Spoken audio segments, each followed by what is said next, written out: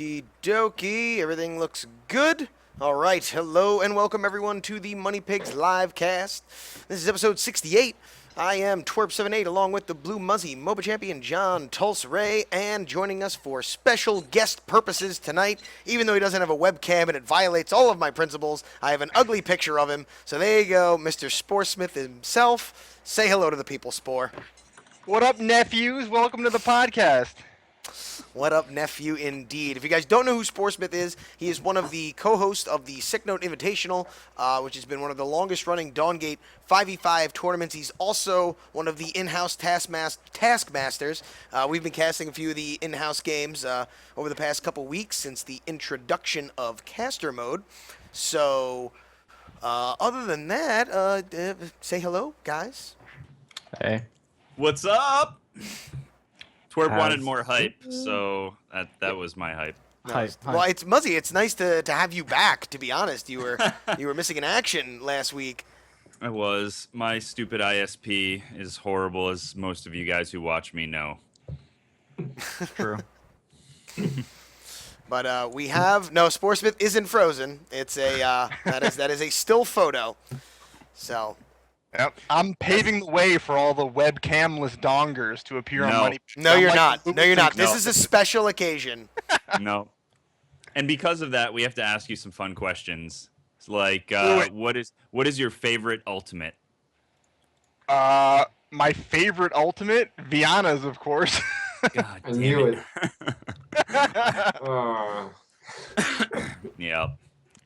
I had a great Viana ult on Tulsa recently under a binding. It was tremendous. Claim to fame. I know. It probably happened. I do a lot of stupid stuff under bindings. I do a lot of stupid stuff under bindings. So we have a lot to get into tonight. We have a Shaper reveal to talk about. We have a bunch of tournaments that happened over the weekend and more tournaments in the future to talk about. We also have a full list of patch notes that we are going to cover, so we need to get right into it. We've been following the travels of Kindra and Fenmore in their exploration of the Riverlands, and they've been in the Otterkin camp, and this has directly led to the reveal of the newest Shaper in Dawngate. So, Muzzy, you want to kind of lead us in our Chronicles discussion? Sure. I mean, I wasn't around, and I actually didn't get to watch the last Money Pigs that you guys got to talk about the whole lore bit. I do want to say that just in case you guys didn't talk about it, at the beginning of this, like, I guess arc, we can call it an arc, where Kindra and Fenmore are walking into town. You've got one Otterkin telling scary stories to some otter pups, and I'm pretty sure that's Volek. I don't know. Yeah, We picked okay. up on that, buddy. Okay, well, I wasn't sure. Because it does say the Devourer, and I wasn't sure if anybody on this crew actually read the lore or not, and they just looked at the pretty pictures. So, Pictures. I found an adult, actually. I had an adult explain it to me. good. Thankfully, Laments was able to talk you through it.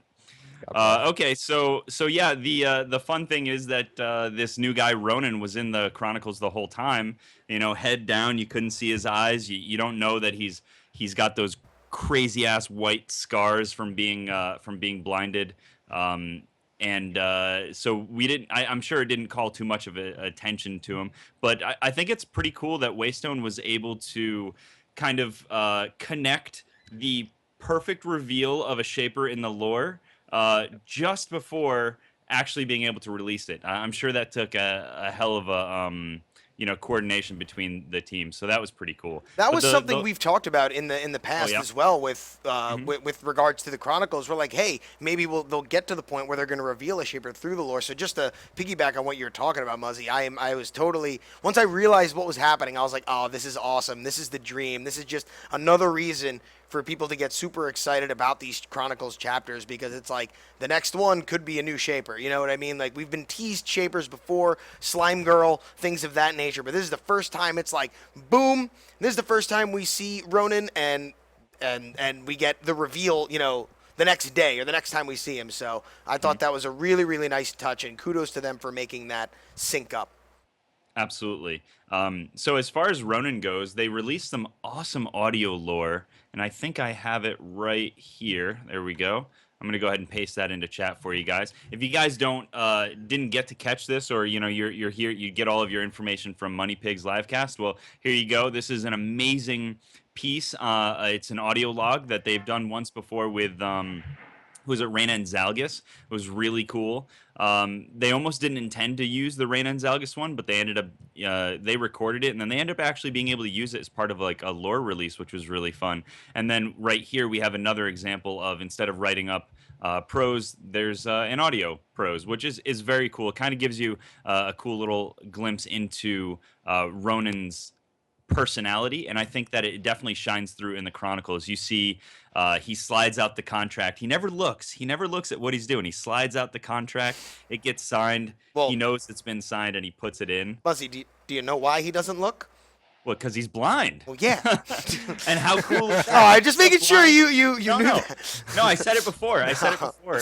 You don't get to see those cool white scars on his eyes because his head's always down in the Chronicles. And then the last frame of the last one right here, you start seeing the little white triangles right here, and you're like, oh, what's that? And then we get the reveal of Ronan, and you get to see some of his abilities. I will say though that I'm pretty disappointed that Waystone wasn't able to make some sort of a ranged magical carry, auto attack based. But I can understand why with the item system that we currently have and whatnot. What do you mean ranged magical carry? Explain yourself. Instead of dealing physical damage with his autos and being an auto attack centric shaper, kind of like Ferris is an auto attack centric shaper, but he doesn't have the ratios to really support a ranged carry, a ranged carry role. I would love to have seen him with these Vim guns that he has, Vim locks, I think they call them, like flint locks, pistols, and he's got the Vim ampules on his tail and stuff like that, and he's got the flask of this special juice. I don't know if anyone knows what it is, but it's glowing just like all of the other shaper stuff, so that's pretty interesting to me. It's like he's drinking spirit or something like that, or he's drinking straight Vim, which is the potential spirit energy that can be converted into something else. So that's kind of weird and interesting, and I'd like to know more about what's in that flask of his. If somebody does know, please tell me, because I missed it. It casts Dispel, pretty much, if you time it correctly. Sure. No, that's on his tail. That's the Vim that's the ampule tail on his thing. tail. Okay. The flask, he kicks it. Oh, and that's the one he deals- kicks for the it out. vision. I'm sorry. Yeah. He drinks the souls of his enemy, says Bang Doll. Yeah. But I don't know. I really like him. I kind of wish they would have broke the mold even more and gone with a ranged magical carry who has the ratios of other ranged physical carries. However, I think that the lack of magic resist in the item tree would probably prove that to not be a possible thing. What are you guys' thoughts on that? Well, for the last year and a half, I've been like, I hope this doesn't sound bad. I was like, I hope they port Ezreal to this game, but I hope they port Vayne. And just because I like Ezreal's spammable Q and I like Vayne's tumble, like the rest of the kit's, forgettable for me. So that mechanic of rapid tumbling is just I couldn't even care what the rest of the kit is. This is insta luck for weeks for sure. The Q is all I need. So I didn't even know he kicked a flask or any of that shit. All I knew is he Q'd, and it's great. So I'm happy. Yeah, let me go ahead and paste his reveal and all of his abilities into chat for you guys. In case you haven't seen it, there's the article, but you can always type in on any of the MOBA Champion channels, Shaper Ronan. I think that's up, right? Yeah, hell yeah. All right, it better be up. Well, you can't spell, but I mean, it's... Ronan. Ronan, yes. Shaper Ronan. Coggin had God. a pretty Ronana. bad week, too. My fingers. I can't do it. I'm done. I'm done. You guys. All right, you're done. You're cut. You're cut. I've had You're too cut. much to eat. I'm clearly food drunk right now. Oh There you boy. go. I got your back, boys. Thank There you you. go. Thank you for that. But anyway, I mean that's it for the lore. I think it's cool that they're introducing a shaper who has, he's an otter. We already have an otter. I actually really hate her. I hate Moya. So it's nice to release another from the same species that I really enjoy. And they said that they kind of want to do multiples of the same species or race that aren't one-offs. Like Desecrator's probably a one-off. I would imagine that Mina is a one-off. And then you have humans and stuff, but you have Dibs, you have Flynn. They don't share like a similar playstyle or a similar ability, but with the Otterkin, they have that slipperiness as their trait, I guess. And I guess you have kind of like unexpected tankiness as the trait, or maybe the bug is just the trait for the for the what are they called? Hootans. There we go. Yeah. One thing we kind of touched on last week was the fact that maybe or maybe it was the week before, but maybe this was like kind of we're seeing the fruition of Knife in the Dark as well, with Fenmore being kind of sneaky. And I think someone from Waystone actually confirmed that in one of the Reddit threads about the Chronicles. I don't know who that was, so correct me if I'm wrong, but I do believe that this is also an extension of the Living Lore vote. So that is something cool to think about as well, that like, maybe he's being revealed a little bit sooner. Maybe we're seeing the Otterkin a little bit sooner in the Chronicles than we would have if we had gone with Hammer in the Sun. So just kind of just to see that kind of continuity and that like, hey, this Living Lore stuff, it is always going on in the background, and it does apply to everything that we're seeing. So I thought that is also kind of like a nice little touch. But I'm kind of interested, Sporesmith, are you a lore guy? I know you're big into the competitive stuff, but what are your thoughts on the Living Lore, the Chronicles? What does Dawngate's lore mean to you? So I am a huge Dawngate lore nerd. Even before the Chronicles existed, I read every piece of Dawngate fiction. I love it. Chris Latois is the man. The Chronicles are amazing. I do have a theory, actually, about this current part of the Chronicles with Ronan. I think the reason they did not show Ronan's skin in the Shaper reveal is that the skin will be Knife in the Dark Ronan and will be the piece of content we get as a result of that choice, and that's why they didn't show it. That's pretty cool. What? Mark this down. If that happens, Sporesmith, you are gonna get a cookie or something, my friend, because that is a nice that cookie. I'm telling you, I got a feeling. That's actually really sick, because they were unusually coy about being like, nope, not gonna show it on stream. Oh, I like that. Oh man, you're a genius. Maybe he's one of the 9. Maybe we get like the 9 Ronan. Maybe that's what happens. I feel like the 9, just in who they are, they're not people who are going to be paid to be part of it, because your alliance can switch so easily, and so you'd be. Because I feel like he's being paid to be part of anything, that he's kind of a mercenary in that regard. So, yeah, I don't know. I don't think that he'll be... I don't think that it'll be that kind of skin. I think it'll be Knife in the Dark skin, some sort of other outfit regarding that. But yeah.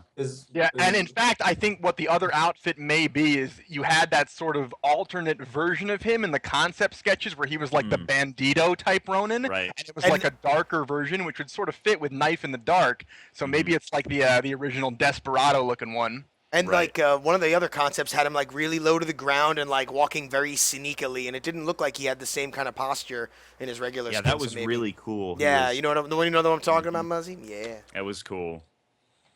What if Knife in the Dark got him a knife gun? How cool would that be? A gun that shoots knives? Guns. Yeah. A gun that shoots knives. Let's see. Sporesmith's picture is silently judging me, says Waystone Dandelion. There's actually one thing. Don't worry, it's not just you. What do you got to tell us about League of Legends, where like if you reach a certain move speed, the character has a different run animation. So like with Lucian, he does that like whole ninja kind of dash. So I was thinking like maybe if you got enough speed on like the Otterkin, they would actually start to like go on all fours and like run like that instead. And that would look pretty cool. That would be interesting and an animation nightmare if they were like auto attacking while running that fast. That would be crazy. Like if they were doing like on all fours, like spin. Yeah, I could get on that for sure. Yeah, but exactly. And then when they start the auto attack, what if they go like on the side? That would definitely be pretty cool. I did notice his animations look pretty tight today, though. Like just him walking around the fountain, I was like, ooh. I think that was G, who was on one of the art streams one day, and it was really cool, very cool. He was doing Viridian that day, I think. You're gonna see so much glory, Ronan, in the next week. I tell you Oh that yeah, much. that's what you're gonna do, Glory? John. Oh, Wait, Tank Ronan. God.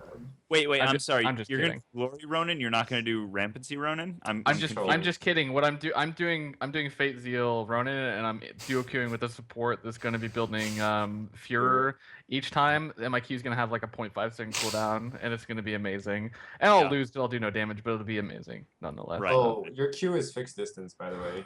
It's not like Moya's Q.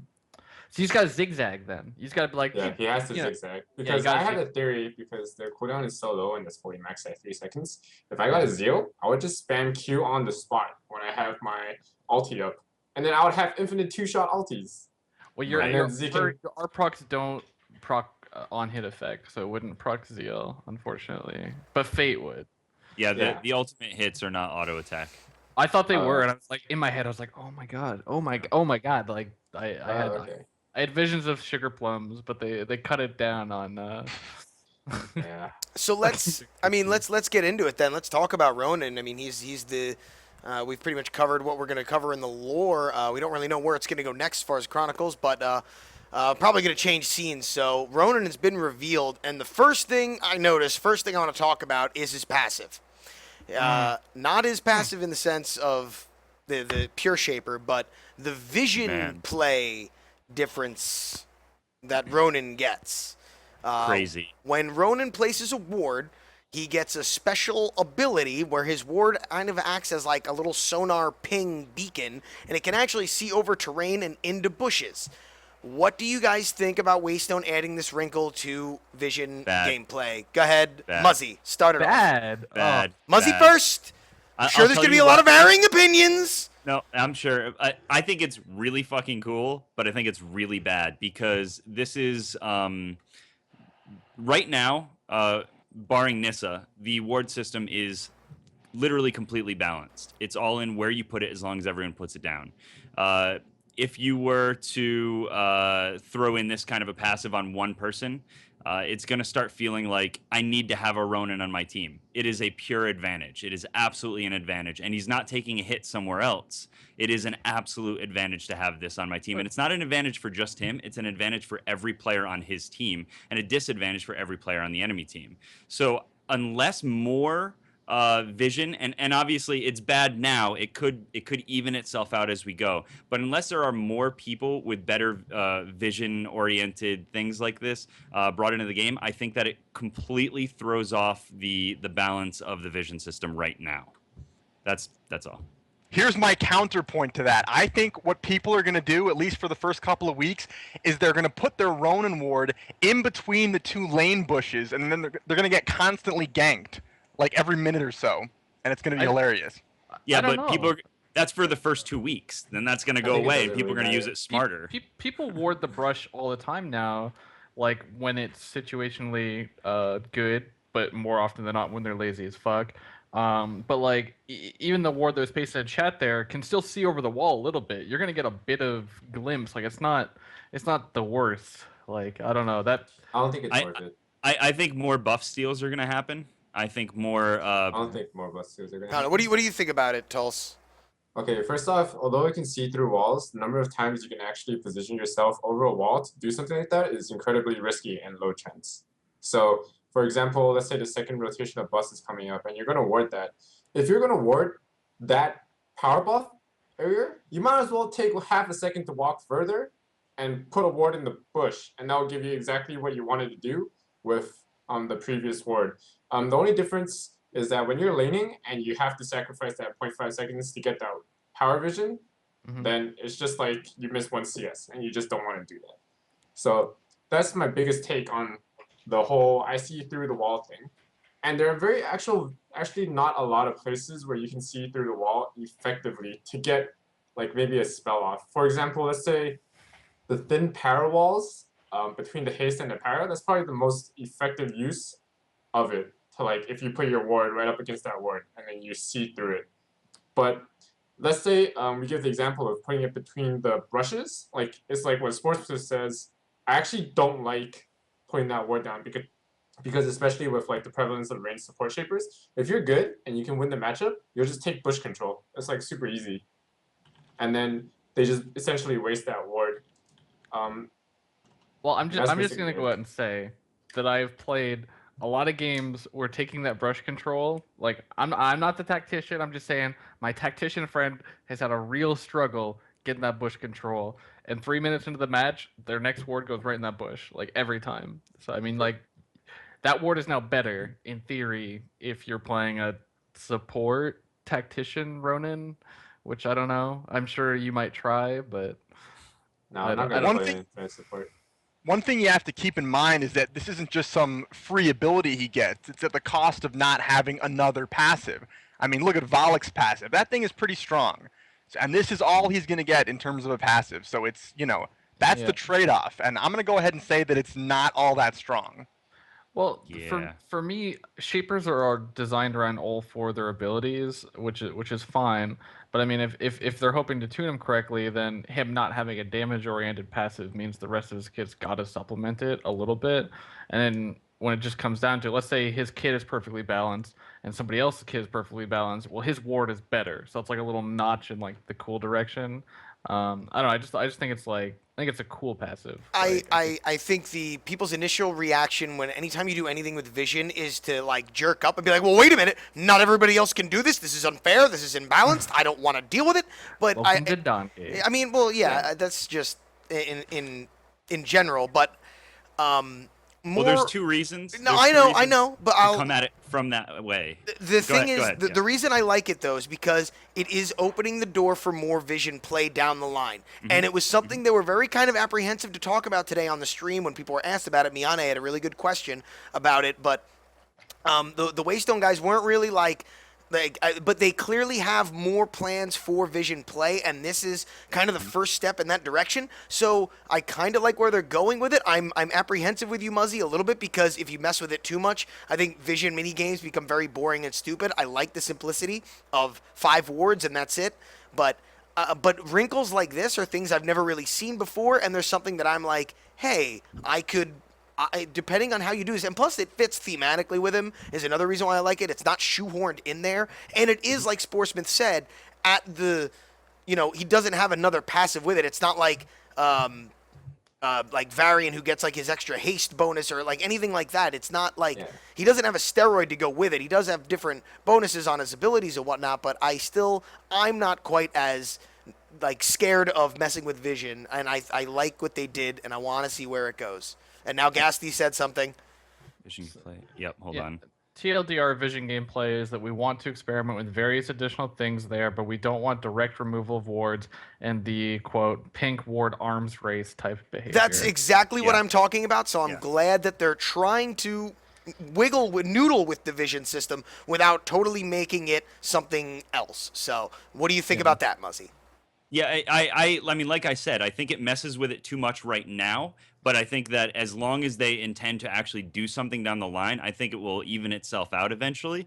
The thing that you said, Tulse, where if you just go and put it in the ward in like the power bush, for example, then you get the same exact effect that you had before. But the fact of the matter is, they can see you put that ward down most of the time. I think there's like that play about who gets out of base first. If you get out of base first and you put your ward down, they don't get to see if you put it down 3 seconds ahead of them. They don't get to see where you put your ward down. And so now this one gives you, if you can get out of base and you are Ronan and you are very, very fast and very slippery and you can dash a lot, and you get there and you put your ward down, there's like almost no chance of anybody being able to outward you. I can definitely say in the early game, even if you're Moya and you spam your key to bush, if the other guy leaves at the same time as you, he will get to his back bush before you get to that very same bush. So you'll see it come. Sure. Also, on the other side of the power wall, if you put a, I notice a lot of people putting wards there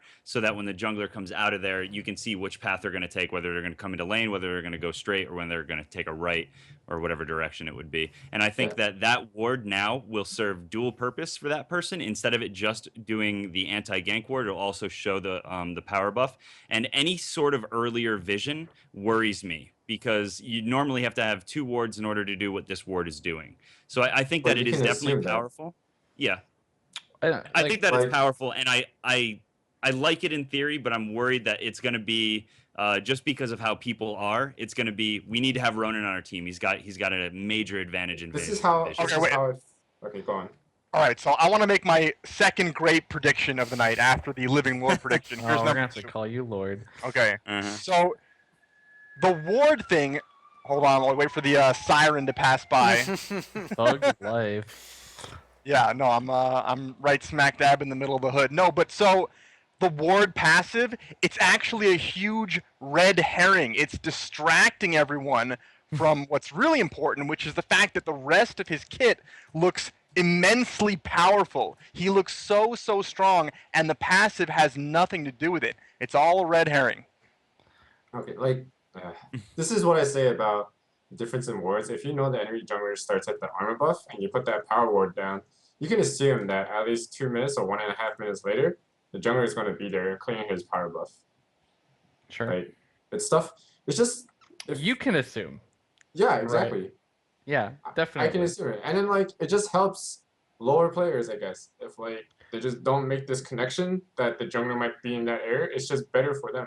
But on the big, like on a bigger level, like a macro level, if everyone is very highly skilled and everyone plays at like everyone's same level, like super competitively, you would know that they're doing that buff regardless. And what kind of jungler would do that buff and not do the fish camp underneath, which that ward also spots?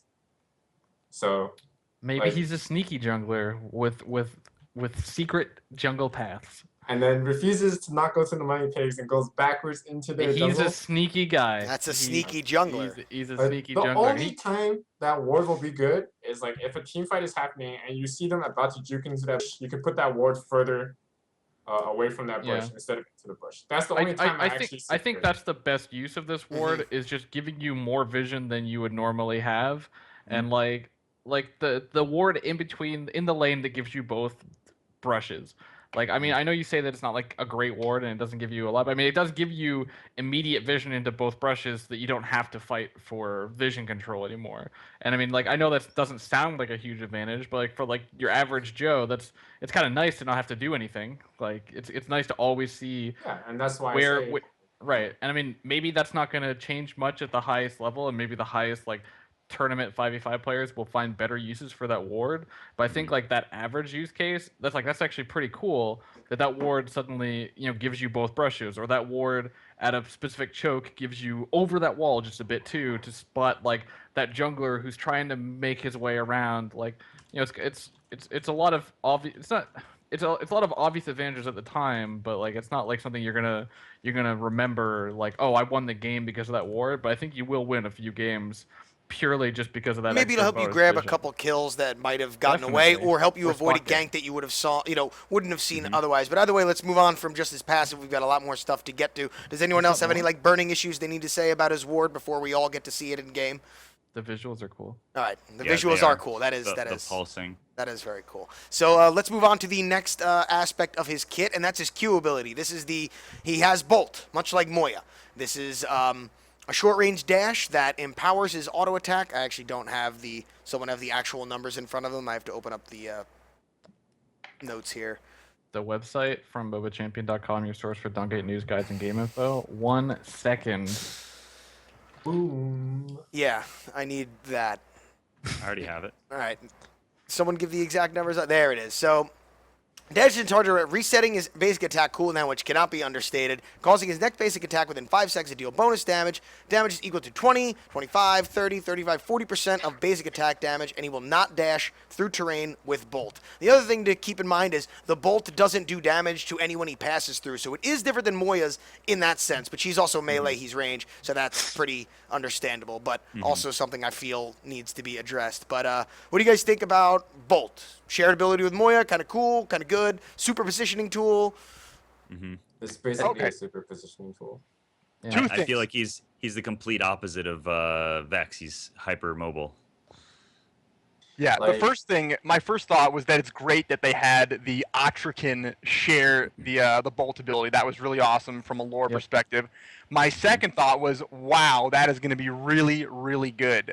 Carries in this game benefit a lot from mobility, and for a carry to have that much mobility, I mean, if you think about Moya. If you're chasing a Moya, she's already impossible to catch, right? But at least she can't kill you while she's dashing away. This guy can escape like Moya and kill you while he's doing it. He's going to be almost impossible to pin down between that and the delayed dispel. He'll be able to kite way better than any other carry in the game. Probably. Definitely. How many times have you not been able to catch a Moya? Good luck catching the carry now. Well, I mean, plus he's got that CC immunity if we want to get to that ability next. But like, I mean, he's still going to die within a window, but those windows are like a second at most because that Q's coming right back up, which I think is really great. What I see about this ability is like it's basically an auto attack reset with mobility that gives you whatever ratio on your auto attack. So it's basically got like 2.2, 2.5, and so on and so forth until 0.4 on your power ratio for your auto attack. And if you compare that to other carries with their Q abilities, this is really, really crap in terms of damage and clear. So little nugget from Gasty that Q is less effective as an escape than Moya's because the CD starts when the projectile lands, not when the ability is used. I.e., to use it to run away is basically getting one cast. Yeah, so, but I mean, that is something. The auto attack range is like what, 550. The dash is 300. So like, I mean, it's like half of your auto range. You're probably gonna be able to use it. Yeah. So the thing is, if you're so far away that you're not in range to auto, then you've already escaped. So you don't need to dash again. You know what I mean? True. And if you are in a range where you're in danger, then you're in range to auto, and then you can dash again. So either way, you're fine. And this is the problem with this shaper because his dash is fixed. Unlike Varian and Mikella. So like you can manipulate your range relatively easily on those two shapers. So their escapes are, they're more manageable than this one, because if you dash fully backwards too much and you miss time your auto attacks, that's like a really bad feeling. And especially if you don't get the auto attack, you don't get the reset on the cooldown, and it feels worse. But if you're going to compare to like Varian or Mikella, you can dash or disengage that very, very small distance whilst maintaining a very good like area where you kind of kite around to effectively do more damage. Well, it's sort of like Calm. It's like if Calm is getting chased, you don't want to necessarily W so far away that you can't use an ability and then W away again, right? So it's the same thing with this guy. But you can change the distance of your W on Calm, unlike the Q on Ronan. Yeah, Ronan's Q you just have to stay within a certain range, and you're not dashing that far away anyway, so... And like the thing is, like you said, if you dash out of range, you're safe anyway. This is how I'll explain it. Let's say there's a circle, and that is your max distance of your Q that will never change no matter what. If you're playing ADC and you dash backwards and the person you're focusing, like the person who's out of position, walks backward once, you're fucked.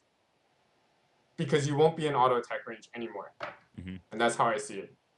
But how many people can do something to him if he's out of auto range? That's what I'm saying. Like at that point, even if he can't dash again, he's pretty much safe. Okay, right? My point is, if he's not in auto attack range to even attack you, whilst their front line goes forward into your team, you're fighting a 4v5 effectively for a split second.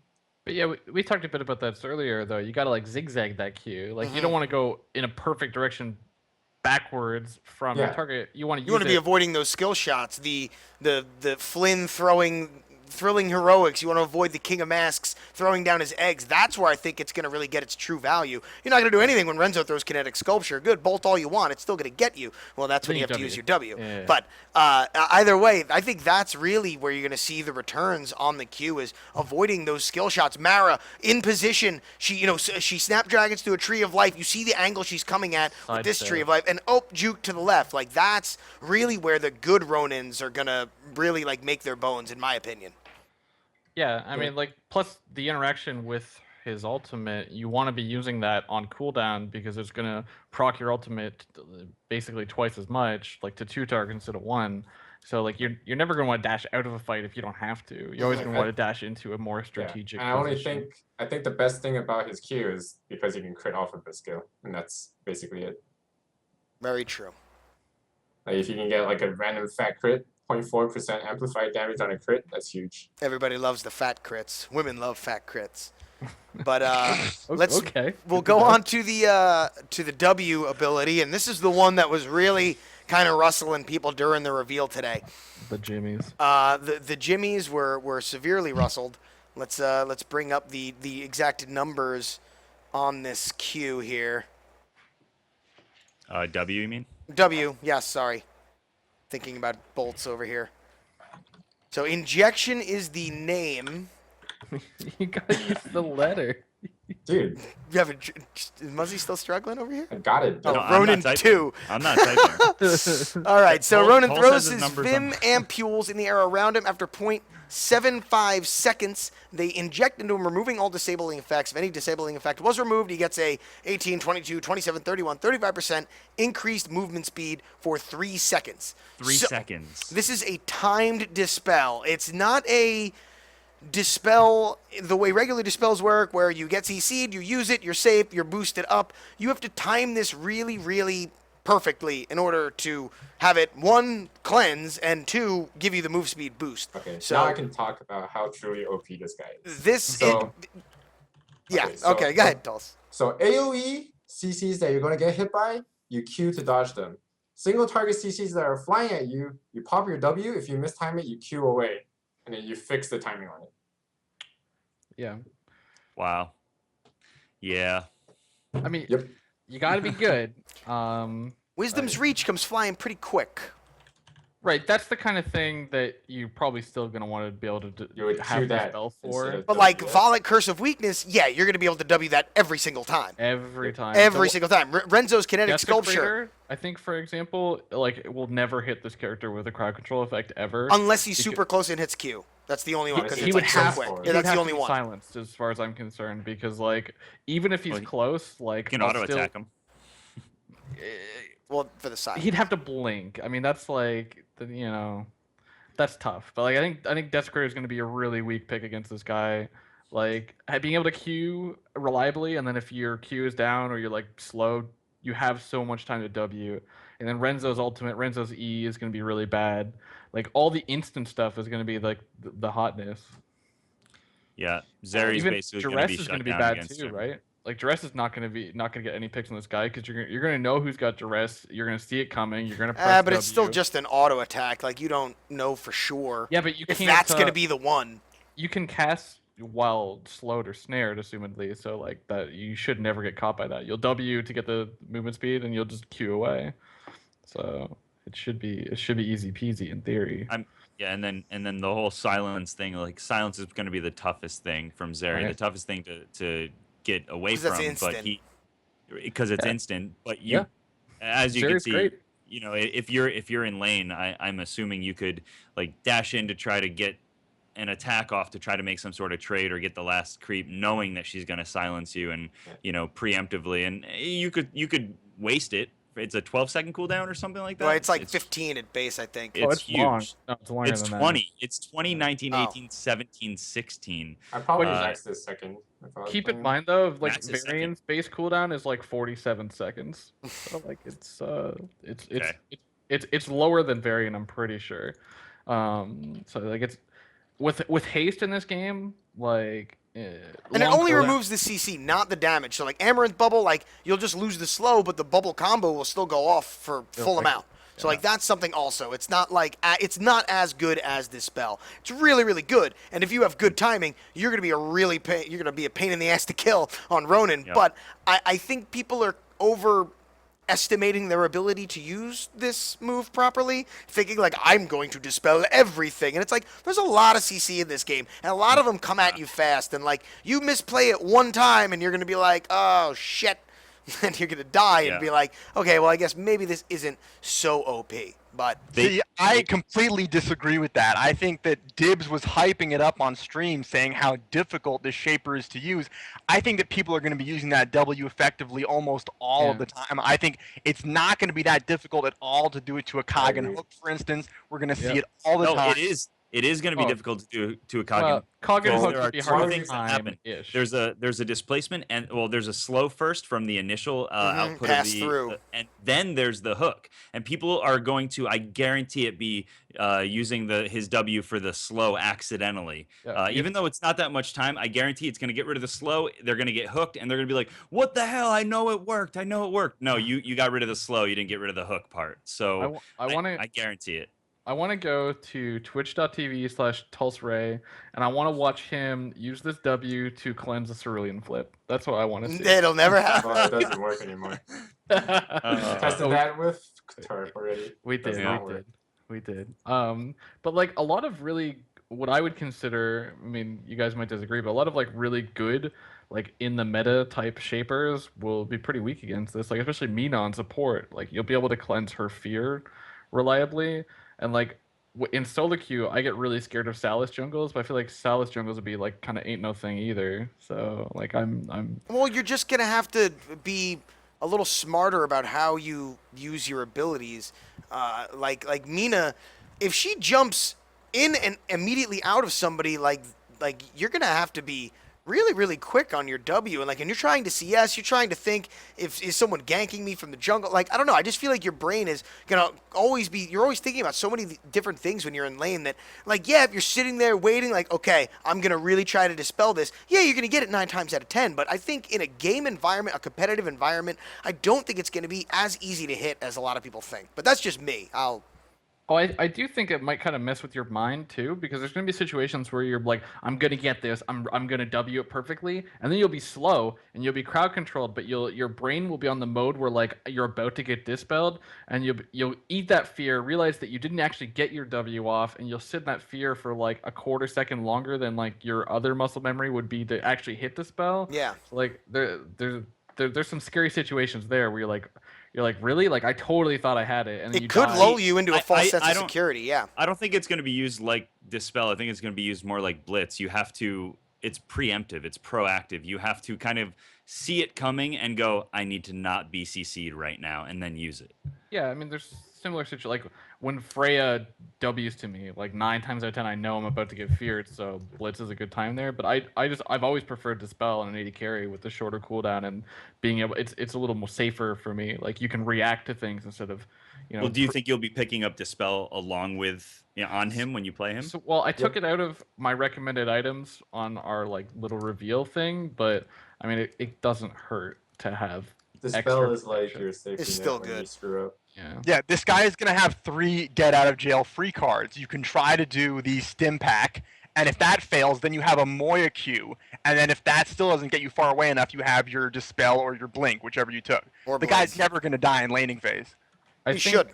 I think Bastion might be a nice pick on him too, because it'll give you a lot of effective health when you kind of like you've already got your Q and your W, so like Bastion would be able to just mitigate all base damage on abilities while you kite out of range. Yeah, and then just wait for another cast of bolt, like buy you enough time to get that one more bolt to get away. That's a really good point, John.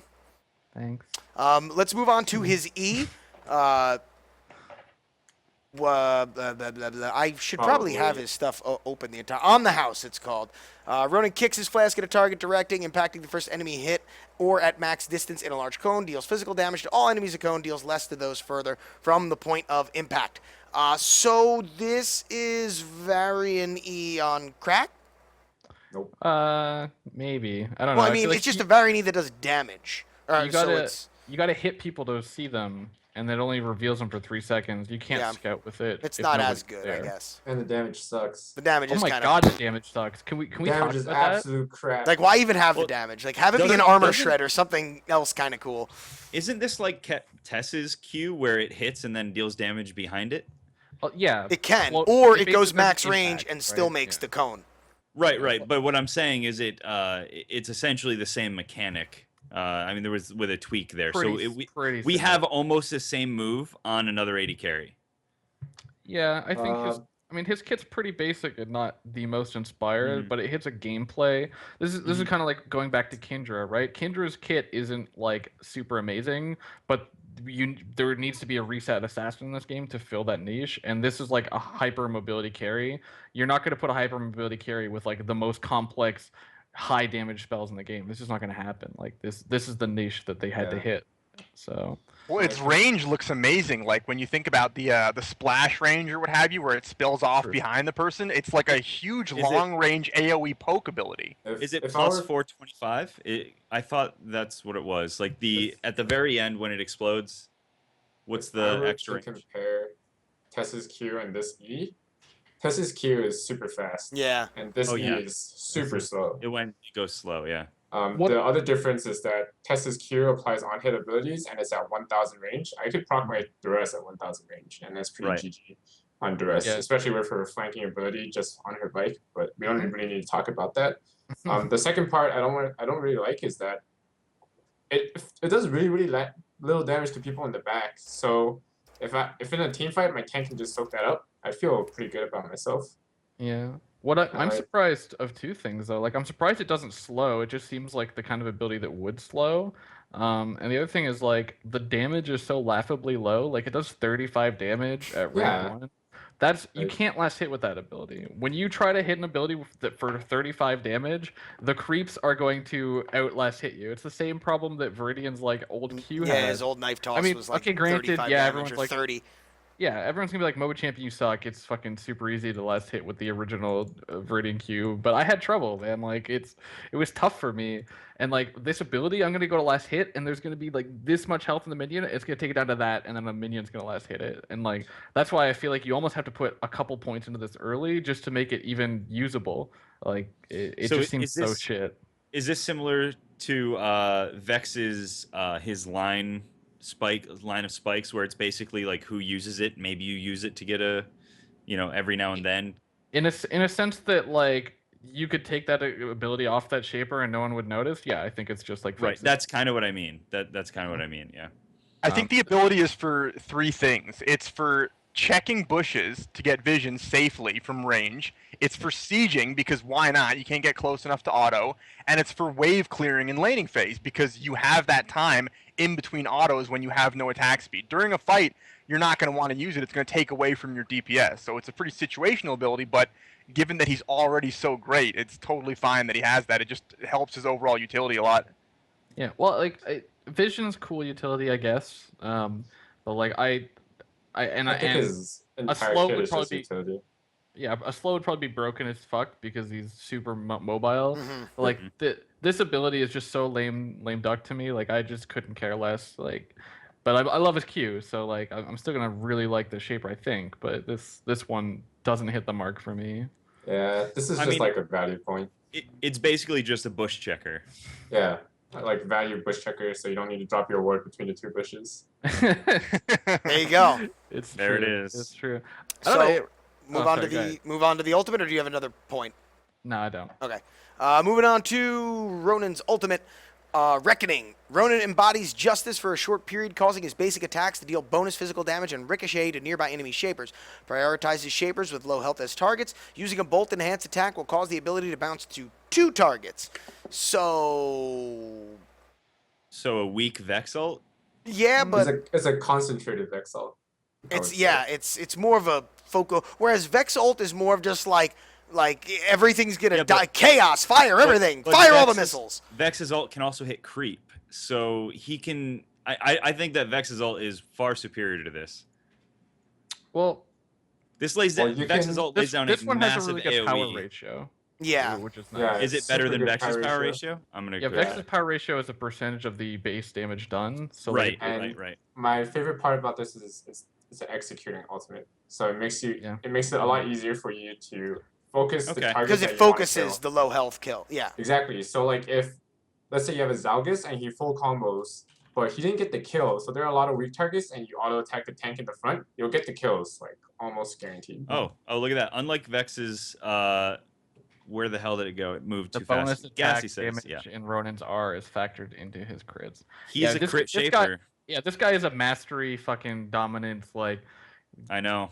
God, 100% crit rate build. Here we go. Everybody talking about building him on hit, and I'm like, what about the crits, dog? Who's talking about building? I don't know, because everybody was saying like, oh, the on hit was cute, dude, and everyone that's just like the cool thing to do. Whenever someone comes out, everyone's like, I'm gonna build him on hit, and I'm just like, with the on hit crap, crits, get on the crit train, people, mastery for life.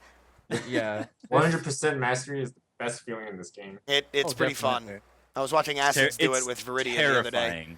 I had like 400 armor and was still just like, are you kidding? Are you kidding? I can't survive for more than 3 seconds. This is ridiculous. I want to see this guy with like veracity instead of ambition. Like fuck your ambitions. I want to see your veracity. I want to see like 200 and something power with like 100% crit. I don't even know if that's possible. I don't give a shit. But like that damage is just gonna be so hopefully good.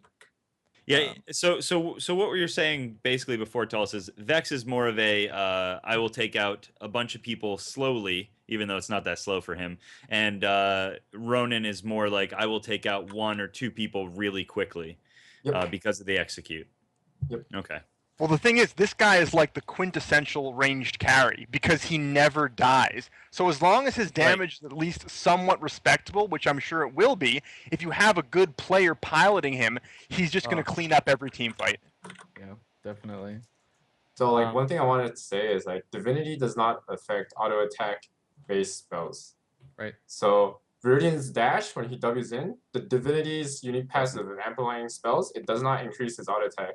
Same with his Q, and same with the alt for this one, I think. I'm pretty sure. Well, he said, actually, Gassy said earlier that crit is actually factored into it. This. Yeah, but I mean the mastery spell overload. Oh, right. Yeah. Divinity. Because that's not actual more mastery. It's a pseudo mastery, right? Exactly. That's why whenever I see a Viridian build Divinity, I'm like, why would you do that?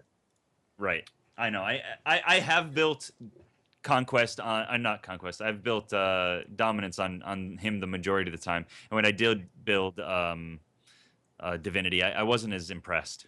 Well, I mean, like to answer your question, tell us why would you do that? It's because like well, I didn't know that because when I think of Divinity, I'm thinking my abilities do more damage. Like you don't think about the mechanics behind that. Yeah, that's so true. like that's an easy trap to fall into, and like that's obviously like Dominance is like everybody loves those big crits, right? Like I'm more. It costs way more than Divinity. So yeah, they're like, I just want this part of the Divinity. But yeah, sadly it doesn't work. It was one of the first things I tested on Viridian when I went to a custom game. I rushed the Divinity, and then I tried to W and auto attack a creep, and then I sold the Divinity, and I bought enough power and mastery to match it, and then I was like, oh my god, it does nothing. If it is mostly so clear cut where like ability casters get the bonus effect and auto attackers get the crit, I almost occasionally wish that it was just one item. It was like an item that is Infinity Edge for 80 type damagers and a spell a spell amplifier for mage types, because like if you buy the wrong one, like I don't know if you guys have done this before, but if you ever just clicked Divinity because you played a mage in the last game and you had that force and you had 2,000 gold, like I've done it a lot of times. I did that in a tournament game. I remember my team. I was like, yo, I was like, team, I don't want to talk about what I just did. They all press tab and they see my Divinity. I'm like.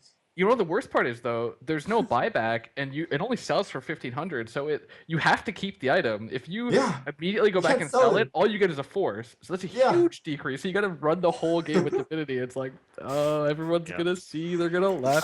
They're gonna know my secret.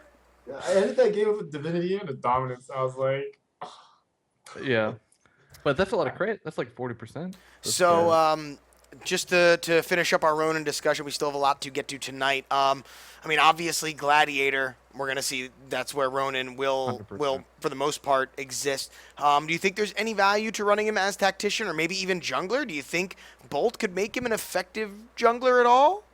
Nope. His AoE clear is too bad. Early game ability damage is like the king of everything. It's the king of Tactician. It's the king of Hunter as far as I'm concerned. Like this guy doesn't have it. He's just like a little Q mod. The only thing I can see this guy doing as Tactician is you pop your W when you have duress, you Q forward and you duress someone. It's like, yo, what are you gonna do about me? And then after duress goes off, you start the team fight, you Q away, and then you like do nothing for the rest of the team fight. The way the game is balanced right now with Gladiators having more Vim than Tacticians, like, and the fact that you want an extremely expensive build on him, you want the full mastery, like that means dominance, that means everything, like justice, everything, like you want that Gladiator gold. You don't want Tactician gold. The worst thing in the fucking game is an underfarmed carry, especially if the team's tanks are ahead. So, if someone locks in non-Gladiator, this guy, and I'm a Gladiator, I'll switch to Tactician. I don't care what shaper I am because that guy needs Vim as far as I'm concerned. He's going to sit around and do nothing and farm super safely for the first 20 minutes, and then he'll get a bunch of items and kill everybody. And farming's hard when you have one shitty AoE ability. Like, you got to be able to press your buttons, like your left clicks at the right get time. Them left clicks right. Right. You can't QWE. You can't vary in this stuff, man. You got to actually press your buttons or your keys. Yeah. So moving on from the Shaper reveal, we're going to get into the rest of the patch notes in a little bit here. But because we have Sporesmith here, I want to take a quick moment to talk about the tournament scene that is emerging now with caster mode. People have had it for a little bit, and the organizations have had some time to get their acts together. We saw a couple tournaments over the weekend.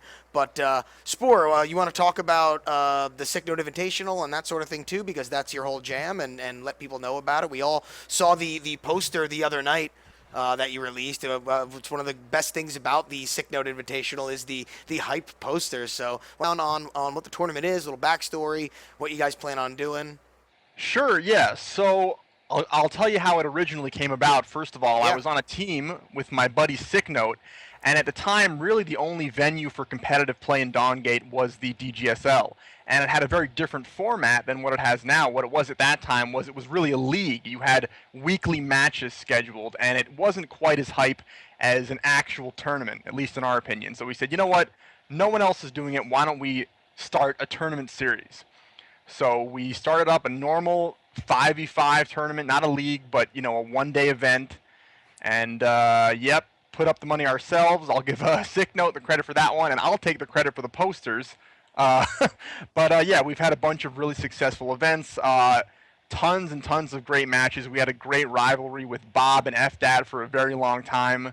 And yeah, on October 11th, it's going to be Sick Note Invitational 6 Inferno, starting at 2:00 p.m. Eastern Time. And as always, $200 will go to the first place team. And if you're on the first, second, or third place teams, each member of the team get any combination of collection items that total 975 waypoints or less. So if you get top 3, you get prizes. Nice. I like that too. That the waystone or the waypoint prizes are all pretty static there. It's nice. Yeah, I agree. There's I mean, like getting third is like, I mean, obviously you want to win, right? But all of a sudden you do get the highest other than legendary unlockable. So that's kind of nice. Yeah, we definitely want to encourage teams to participate even if they don't think they can win the entire tournament. But on the other hand, we also want to really incentivize teams to try to win first place, because that Definitely. to me is the essence of competition. If you're a real competitor, you're not satisfied with anything less than first place. If you got second place, it just means you lost. And that's why we only give money to the first place team. We really want to differentiate the first place team and make that important, make that the goal, because that's what's going to make teams try harder, practice more, and get better, and that's what's going to make the scene grow. So that's why we only give the money to first. I mean, even if you can't place top 3, there's always a chance you could kaboom somebody, and so Kaboom! You never know. Kaboom. Hashtag kaboom win. Oh boy. So you guys now you've settled on a draft format, yeah? Yeah. And you guys are pretty happy about that. Where can they get that draft tool at, John? That would be donscout.com, your source for online drafts, player profiles, and solo queue rating history. There you Yeah, go. let me call out real quick.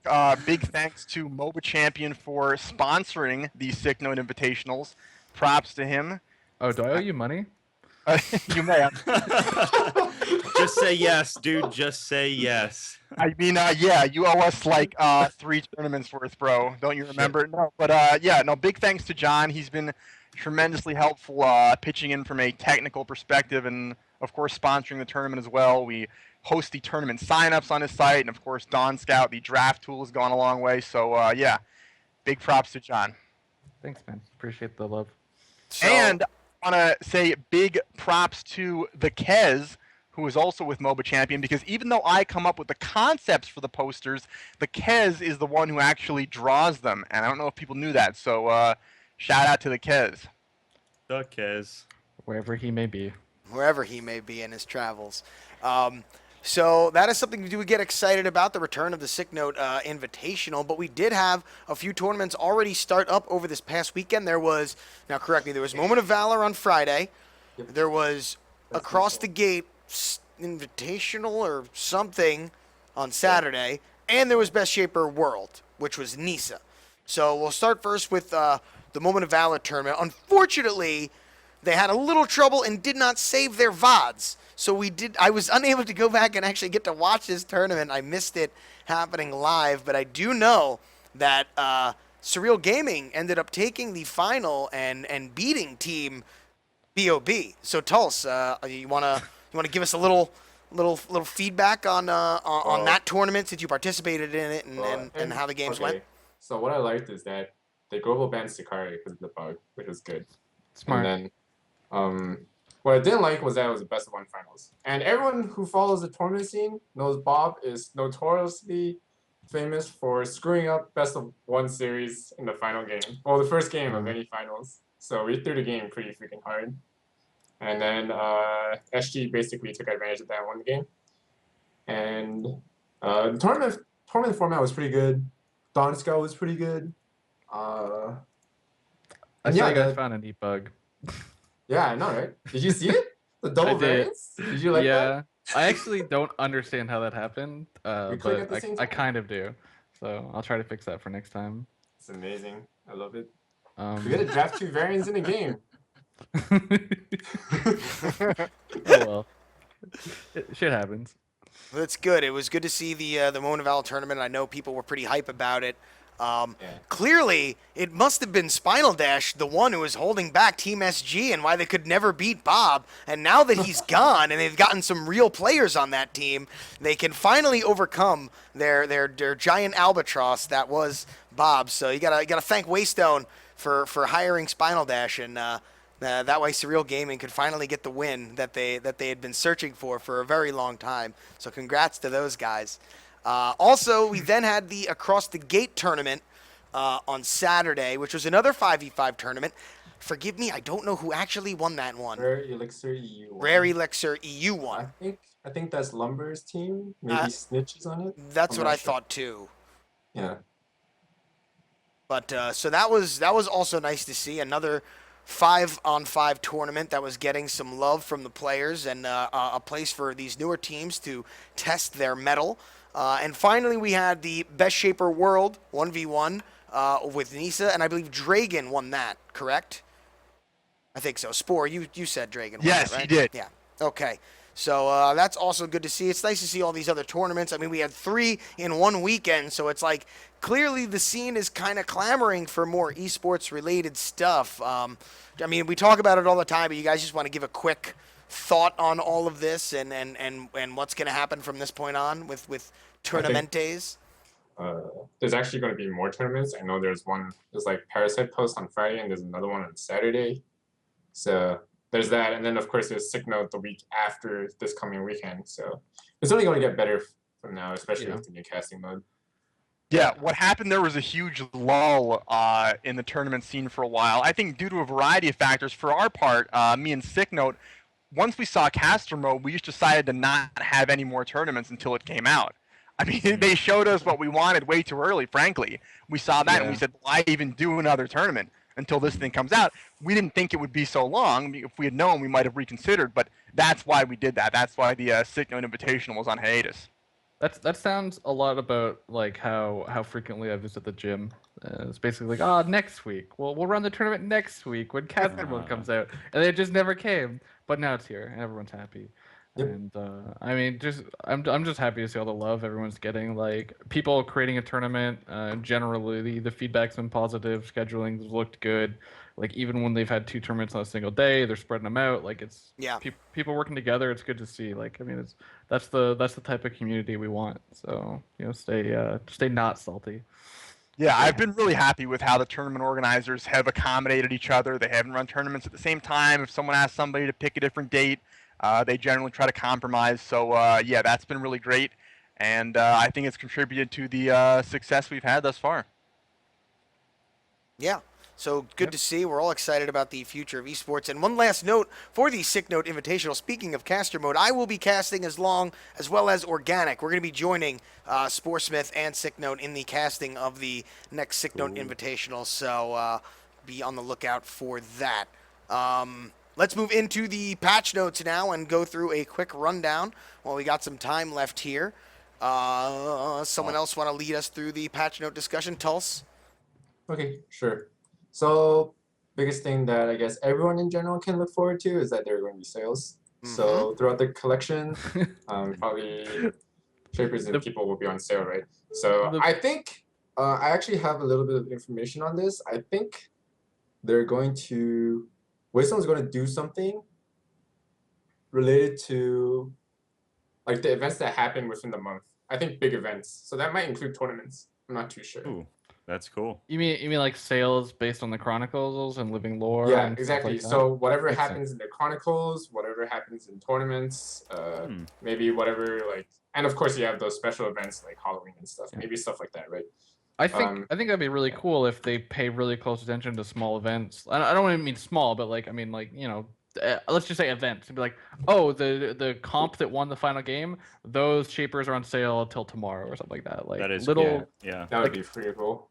yeah. Knife in the Dark, Ronan 50% off on Halloween. Waystone. Sporesmith special. Yeah. So, other than that, this freaking patch is absolutely glorious. It fixed a bunch of bugs. It fixed a bunch of competitive issues. So, yeah, performance. My PC can actually do better now, so I'm pretty happy about that. A lot of like really requested things, like sales were one. People wanted different price point options, and now they're getting it. Matchmaking, people wanted their groups to stay together when games got dodged or declined. Waystone delivered it. Announcer packs being ordered alphabetically, something stupid like that makes OCD people insane. Waystone is delivering it. They wanted to make lower, the lesser machines able to run Dawngate fluidly. Waystone's delivering it. So, like, remember last week when I was kind of sitting back there talking about how, like, Waystone's been really quiet lately. I feel like they've been just, like, locked up in a room somewhere, like, banging out all the stuff we've been wanting, and it looks to be... It's called work. This is the beginning of that. Well, to really hop on top of that, the amount of bug fixes in this patch is extremely large. And I mean, like, obviously a one-liner in the game mode thing looks like, oh, wow, okay, great, yeah. But, like, I mean, that's like an engineer spending, an hour, 2 hours, 4 hours, 8 hours fixing something. And, that's time not going towards, new features. But that's the kind of stuff that, like, can definitely slow down new feature development. And the amount that went into this patch is pretty cool. So, maybe they were doing like a big bug patch. Now they're going to work on new stuff. And this is all great because all the bugs that got fixed are major bugs that would drive other players away, right? So, like the Sakari, cerulean bug where you blink and you suddenly get flipped back, that's a terrible feeling. I've been on the receiving end of that like 5 times, 6 times. I just, whenever that happens, I start typing in the chat. Like, I don't even care. I know the animation is going to take forever to do it. Yeah. So I just start typing in chat, and chances are I'm going to die. So a tear rolls down Twerp's face.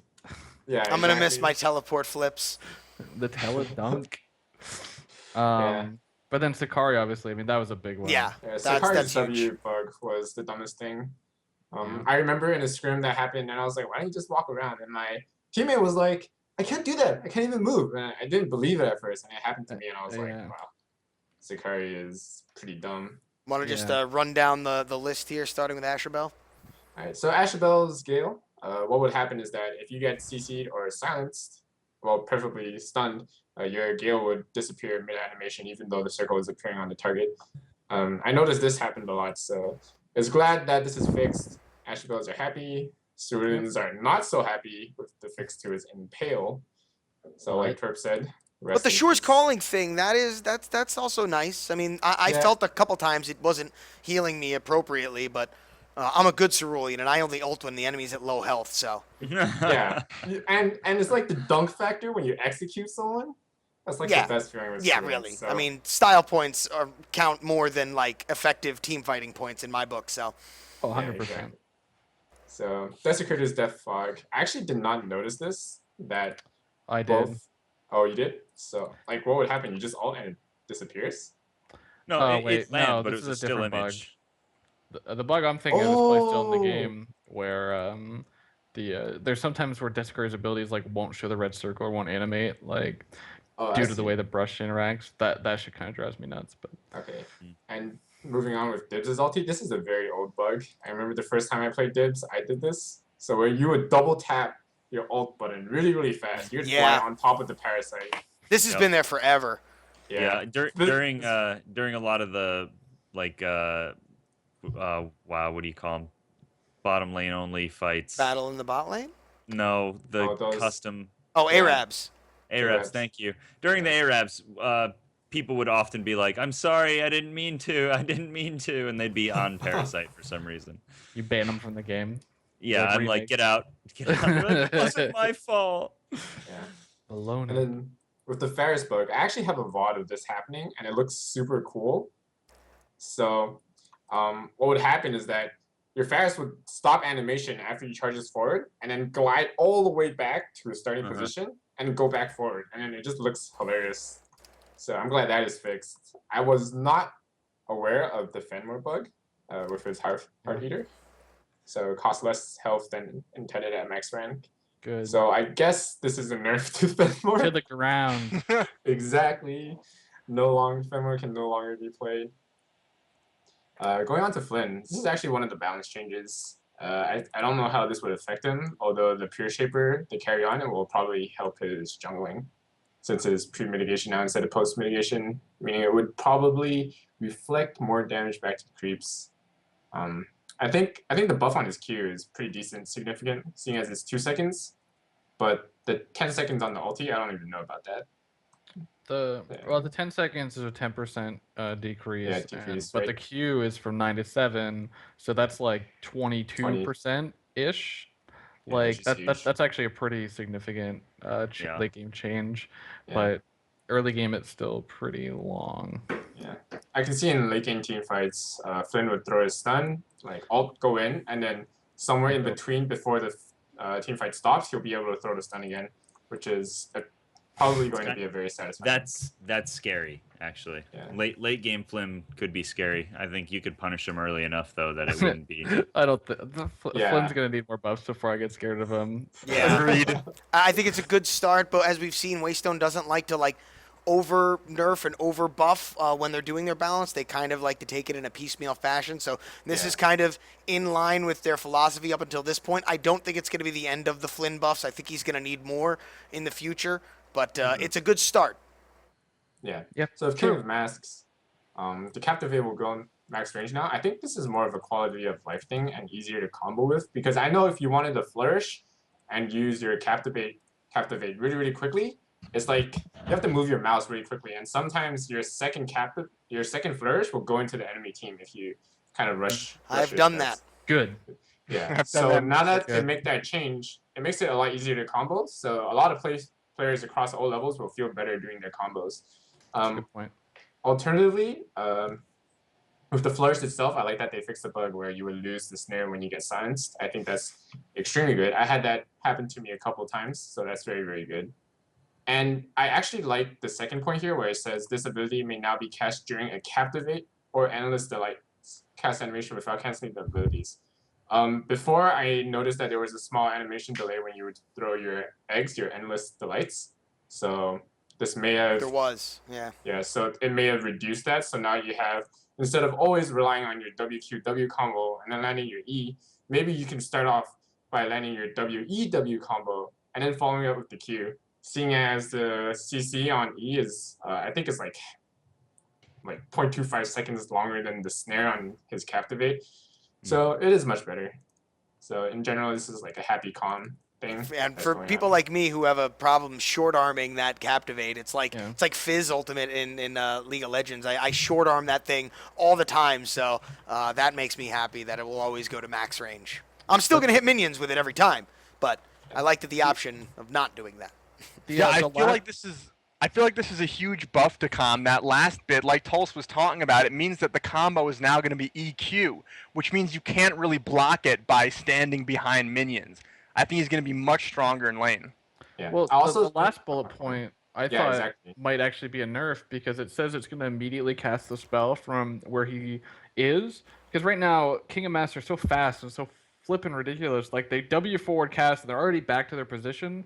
But if they go that fast now, I feel like the ability is actually going to cast from the start position and not go very far. Like, they're going to have to wait till the apex of their ability to cast it and come back. And that feels like it's going to slow down the combo, which I like, because I don't play King of Masks, so he's never really spoke to me. But I felt like he really, like, goes too fast. Like, I watch him on his screen and like abilities are popping out before the animations are finishing and they're all over the place. I'm hoping this is a nerf because I hate King of Masks. I think it's another buff. I think it gives him more flexibility. I think it's a slight buff. because during the lane phase, if you walk up to people and you just empty cast your eggs, they don't react to that stuff. And now you can tap WE really, really quickly, and you'll be able to kind of quote unquote empty cast that egg and do that same animation, and those fear eggs will land this time instead of just being normal eggs. It's going to be interesting to watch how that affects King of Masks. When I mean, already a really strong shaper could be like this. Might be just like a little bit of a tuning that might be a little too much. So I'm sure Waystone's going to be watching it very carefully. Yeah, So- Waystone Dib says the comp change is going to be really significant, particularly to the consistency of his ability casting. Yeah. So this is a huge con change. Yeah. Definitely increases it broadens the strategy of people who really enjoy playing com. So there are certain scenarios where you want to do certain things, and you have a lot of choice to do your thing now.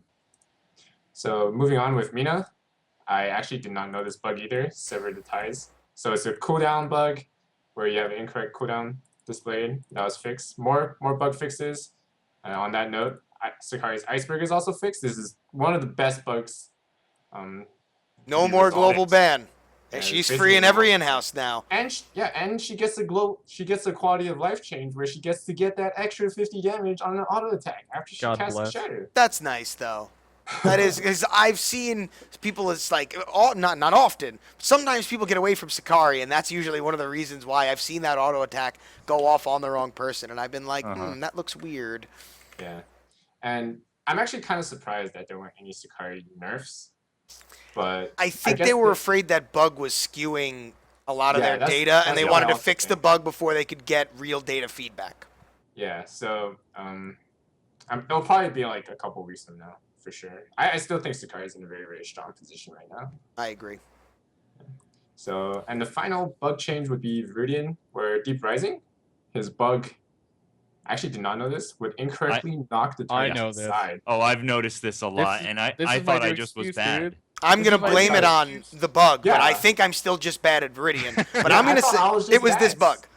I have been point blank. I was actually playing Shaddam, who I normally play with, and he was on Kel, and I was like, I got you. Why did that not push you over? And he goes, I was sheeped away. I'm like, no, you didn't. You didn't. What the hell happened? And that would explain it, because I was point blank. There's no way I could have missed it. I could have missed it, but I don't think that. No, I missed Muzzy, blame it on the bug. It's the bug's Yeah, fault. it's the the bug. game's It's the fault, bug. not your You're right. fault.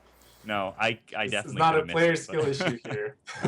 This is Waystone's fault. It's This not is Waystone's fault, It's- goddammit. Yeah, blame him. Good old Yeah. Waystone. So the only item change here would be Will. So damage is similar to the carry on passive on Flynn. So except in the reverse. So it does post mitigation instead of pre mitigation. So there's a slight nerf on Will. But I feel like a lot of us just buy the Will really early on just to get that small survivability in there. So I don't think this is too impactful because it would only. Then again, Then again, I live with like 10 HP a lot of the time, so I guess it is impactful. Isn't this not actually a buff to Will? It calculates damage reduction post mitigation instead of pre mitigation. Right, that means you get the percentage up front, which reduces it to a smaller value and then takes away the flat. So you'll be getting more out of the percentage mitigation from your magic resist. I think it's But actually a buff. Isn't it larger if it's pre mitigation because you Yeah, take more it's- damage It's before a you nerf. take. It's a nerf. Okay. All right. All The right. passive on this item now calculates the damage reduction after it gets mitigated instead of Oh, before wait. mitigation. Yeah, post mitigation. Oh, they on, changed John. Will. They changed Will. Yes. Okay, never mind. I'm in the past. Okay, all right. I was like, Welcome back. I know. I was listening to you guys. I was like, that's not right. That's all right. These guys are wrong. But then I was like, most over it. It's like, oh, 10% reduction. Okay, that all makes sense. Yeah. Okay. Okay. So, yeah. We'll come back to Parasite. Let's go over the go on. last couple Okay. things because Parasite's gonna be a discussion. So Yeah. So casting mode. announcer actually packs kinda for caster mode. That's kind of cool. Or spectators. I'm sad that they didn't hide chat for spectator mode. That's the next thing I want for that. Hide team chats to avoid some of those salt from the in-houses. Hashtag tilting. Wait. People are salty in the in-houses? You'd be surprised, but people seem to really care a lot. That is surprising. It's the new ranked, guys. It's the new ranked. It's the new Well, playground. what happened was the in-houses were so good and the matchmaking was so good that people were like, these in-houses are the greatest thing in the world. I love this. It saved Dawngate. And then when something goes wrong, if they had such high expectations, they're crushed. Mm-hmm. I do think that the in-houses are actually a really broken concept because you don't get 100% win rate. Similarly to matchmaking, also broken. You do if you're Rattan, 100%. No. Today was a different day, Oh, he Sporesmith. lost? Oh, yeah, there was a lot of losing today. Oh, jeez. There was a lot of losing today. All right, no one's respect undefeated then. Yeah. You can't win. Parasite. The rest This of is the rest of the stuff here is There's so the many. launcher, display message, perfect. countdown before it restarts itself. Matchmaking. Brand new players are going to be matched as if they had a lower rating for the first few games to maybe avoid that, like, you won for your first 5 games, now you're playing the best people in the game, which is good. Dibs, Fenmore, Kel, Moya are all getting a new attack animation, and Dibs has unique animations for his basic attack, Nightmare, Dream Wrap, Ripple, and well, all of his abilities look different when he has Reverie activated, so just more stuff to make Dibs look really cool, which I'm Cool. okay with. Magic that's Shred also has a particle effect, something else to look for. Is Yeah. Magic Shred the Will Thief effect? Yeah, that's what I would think. I do have to be a Or little like salty here. I have to That's call not out magic. the fact that when I saw that there would be a new particle for MR Shred, I immediately thought, why is there no new particle effect for Wither? That's what I need to see, and that's what I can't team That's fight. actually a good I point. Wither and Stagger are very close. Well, the- from watching the World Championships of LoL right now, I've been really made aware of how visceral exhaust is. Like you can really see like it's bigger than the model of the Shaper, whereas like Wither, I was not even aware there was a spell effect. Like I thought, you know, Just like, like a tiny gray cloud goes over Yeah. the Shaper in like his torso area. Yeah, they get some dust bunnies on Yeah. them. Which you're supposed to notice when there's like a Volek ult and like Mhm. a drain and all sorts of Yeah. wacky stuff going on. There's no way to notice it like in a crazy chaotic situation. I would take a new visual effect for Wither over the progression patch. That's how much I want that. That's It's a really good point. It changes your playstyle completely. Like if you let's just say as an example of Shaper I played once or twice Kindra, right? You know, you jump in and get withered. You don't want to use your abilities. You want to get the heck out of there. But like, I mean, if you're not made aware of that effect and it's really small and like doesn't have a big audio, like it's definitely Yeah. going to reduce your ability to play well. The biggest difference between Stagger and Wither is that the audio cue and the visual cue are both different, but when the lingering effects are both kind of similar, like Stagger has that red dust floating around you and Wither has that gray dust. But whenever I hear the audio cue of Wither, I know. But in a very hectic team fight, it's very hard for me to know and see the Wither effect. Yeah. Yep. I like in the Shaper section of the bug fixes, they like hid a Cerulean bug where his W was lasting too long. I'd like to know how long it was lasting because like this feels really hidden in all of the like tooltip-y type bugs where this is like an actual gameplay bug. So that's curious to see if Cerulean's now shit. I want to note something as well because you know how Kensu's Q, the Haunt, you shoot the colored dot, the colored arrows, right? But if you don't have that ability scaled up, I really like the animation, like what it looks like without anything on it. It looks pretty sick. And I was wondering if we can get a skin with less like glare on it, I guess. Yeah. So, shall we Check it get out. to the biggest change, the Money Pigs trademark change? Parasite. Parasite What? getting pushed by Meridian Education. Yeah, that's what we were going to talk about. No, that's getting fixed as well. But some big changes happening with the mechanics of Parasite. At Evolution 1, it will only provide Global Team Vim.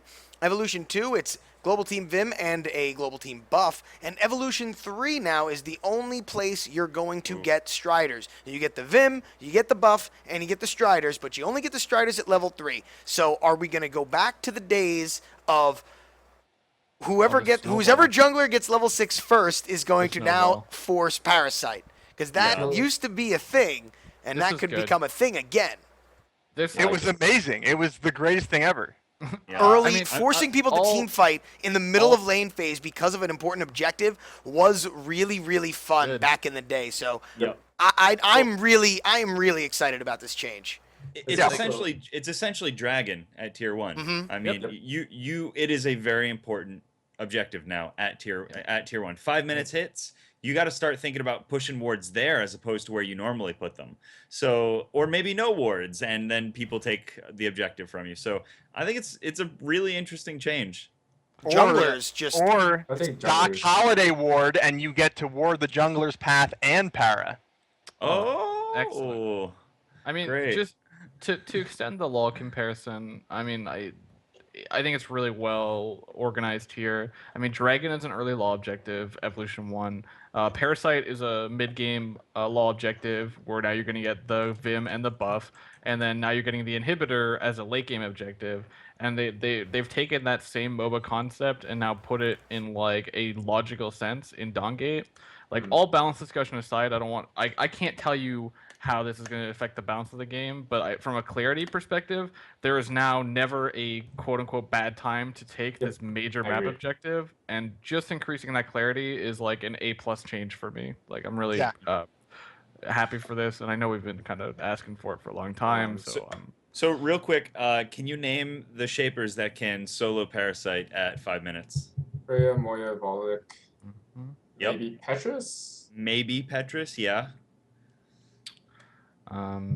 So I foresee this is an indirect buff to those shapers specifically, and I can definitely see them being used a lot. I can see Asheville randomly ulting the Parasite and then killing that person.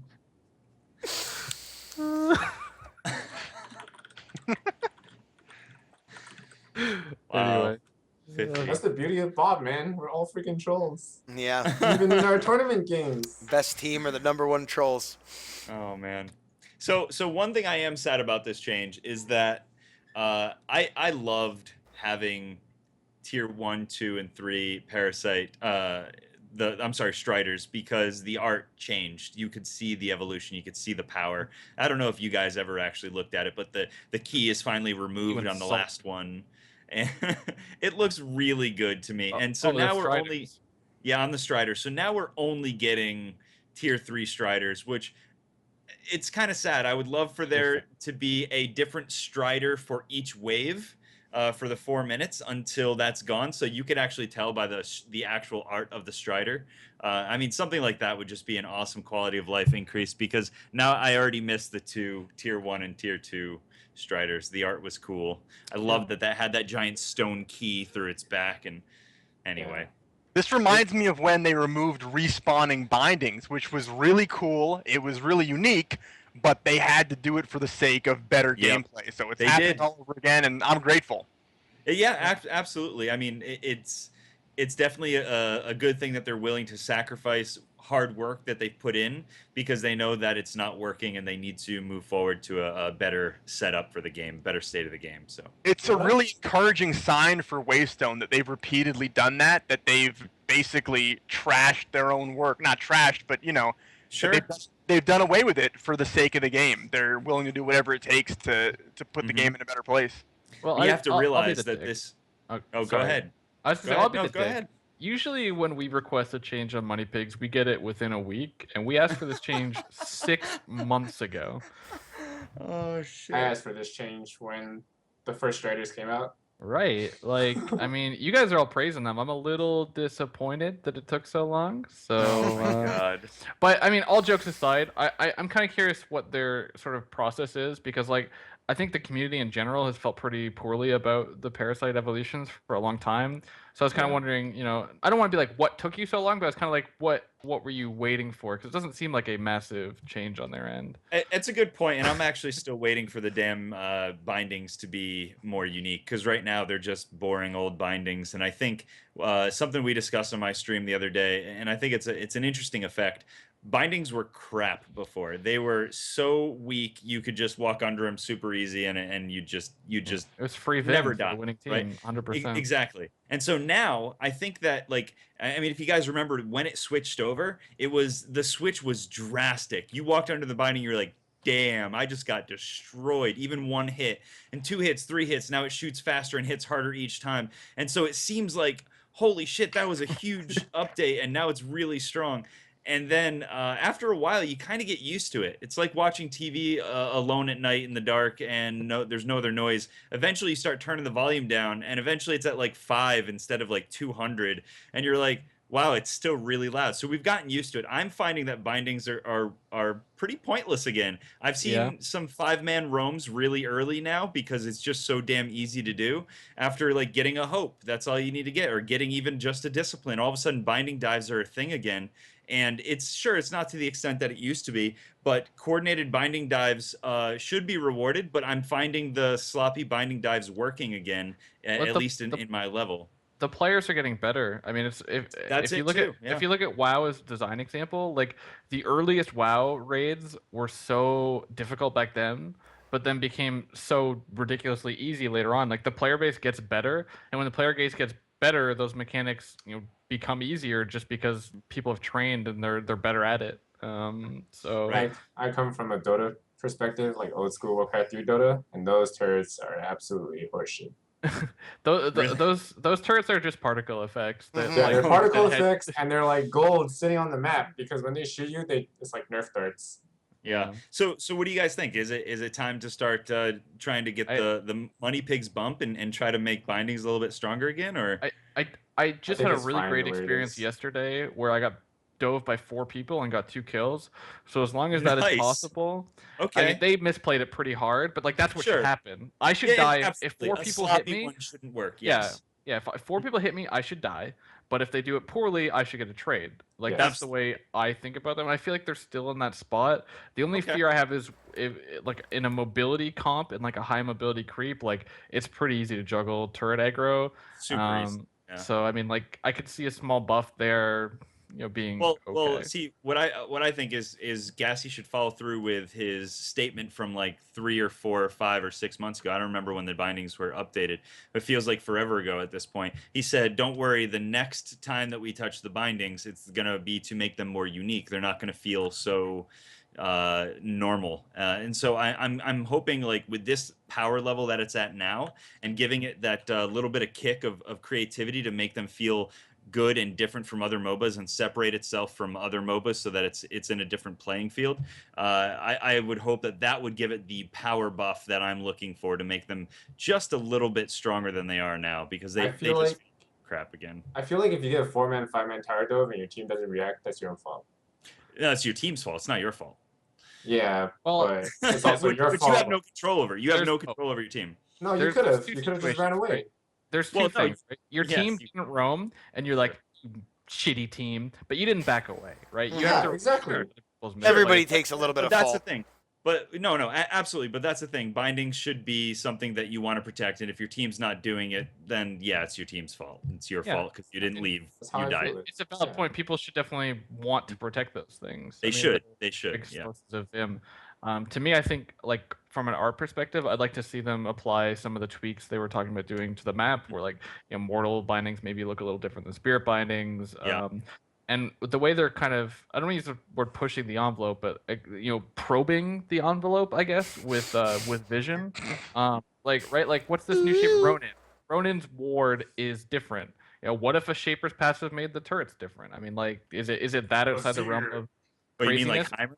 like Heimerdinger? Maybe. What about a spell, right? Like Fortify in LoL doesn't Giant exist shield. anymore, if I No. recall correctly. It's been gone for a very long time. Gone, Omer never picked anymore, but like, I mean, maybe Dawngate maybe could work, right? The teleport reason to why I bind- say this, is because I mean, for Dawngate to really start being able to separate itself and maybe have different team orientations, because currently right now it's 2-2-1, 2-2-1, 2-2-1, 2-2-1. It's all you ever see, and that Remember is the meta. Regardless Yeah. of what that combination is, which is cool that it gets mixed up, but we have no people solo laning. And the ability to solo lane would rely on the bindings being just good enough to act as an assist to that solo laner. Or you'd have to rely super heavily on your jungler, but I think you should still have to rely heavily on your jungler if you are going to do a solo lane. But I'm saying, like, in order to facilitate the solo lane experience potential, even the potential, I think bindings need a little something. So Boo, solo lane, boo. Yeah, the problem with making bindings any stronger than they are now is that it encourages turtling, which discourages action. You don't want to see any more of that. I